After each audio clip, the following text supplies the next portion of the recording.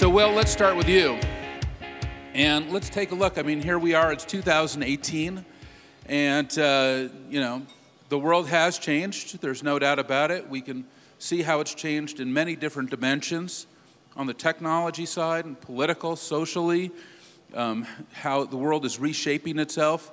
Where do you think we're going to be 5 years from now in 2023? 2023, how we are obsessed with phones.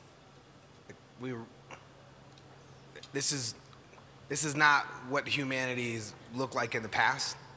Always having to take a device with you everywhere.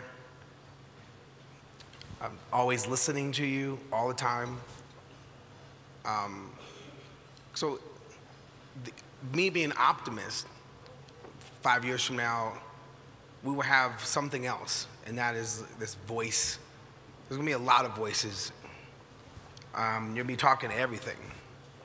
Your refrigerator, your television, the house, your car. And maybe there's a version of the future where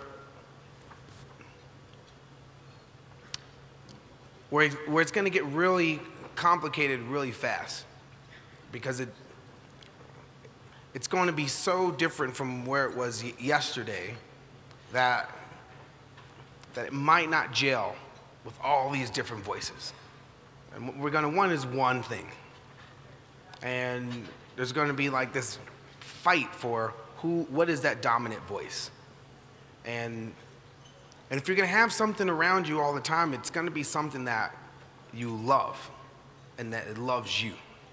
Right now, the phone doesn't really care about you. And it's going to feel like people are going to be addicted to it, like they're addicted to their phone now.